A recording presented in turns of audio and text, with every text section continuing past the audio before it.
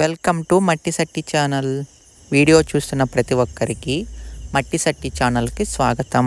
ఈరోజు మీరు తమ్మునిల్లో చూసినట్లుగా పాలు, పంచదార, గులాబ్ జామ్ పొండి ఏమీ లేకుండా ఒక అద్భుతమైన గులాబ్ జామ్ చేయటం ఎట్లాగో తెలుసుకుందాం. ఇంత అద్భుతమైన గులాబ్ జాము రెండు ఇంట్లో ఉన్న వాటిని ఉపయోగించి ఎలా చేయాలో మీరు తెలుసుకుంటే అసలు ఆశ్చర్యపోతారనమాట. దానికి కావాల్సినవి మనం ఇప్పుడు తెలుసుకుందాం. కేవలం చిలకడ దుంపలు, బెల్లం అంతే.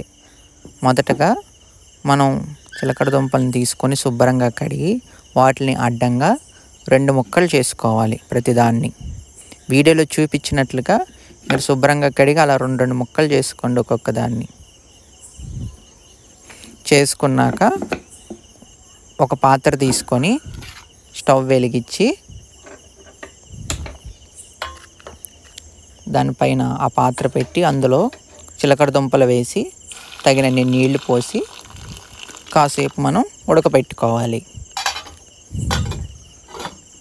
ఇలా ఉడుకుతుండగా బెల్లాన్ని కూడా ముక్కలు చేసి ఇంకో స్టవ్ మీద మనం దాన్ని పాకం పట్టుకోవాలి. ముందుగానే ఉడికిపోయిన తర్వాత ఆ చిలకడ దుంపల్ని తీసుకొని వీడియోలో చూపించినట్లు ఆ ముద్దలాగా కలుపుకోవాలి. అందులో 1/2 స్పూన్ యాలకుల పొడి, 1 స్పూన్ నెయ్యి వేసుకొని చక్కగా కలుపుకోవాలన్నమాట. ఈ పిండిని ఉండలుగా చేసి విడిపోకుండా ఉండటానికి నేను గోధుమ పిండిలో లైట్గా దాన్ని దొల్లించి పెట్టుకున్నాను. వీడియోలో చూపించినట్లుగా మీరు కూడా అలా చేస్తే విడిపోకుండా ఉంటాయి. తర్వాత నూనె కాగిన తర్వాత నూనెలో వేసుకొని వాటిని జాగ్రత్తగా ఇదిగోండి ప్లేట్లో చూపించినట్లుగా వేయించుకుంటే చాలా అందంగా దోరగా వస్తాయి.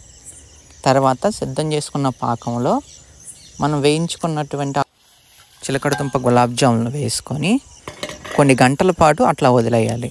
శుభ్రంగా పాకం పట్టి చక్కగా నానిన తర్వాత ఇదిగోండి గిన్నెలో సర్వ్ చేస్తున్నట్లు చేసుకుంటే చిన్నపిల్లల నుంచి పెద్దవాళ్ళ వరకు ఎవరైనా సరే ఆరోగ్యంగా ఉండగలిగే గులాబ్ జాములు రెడీ.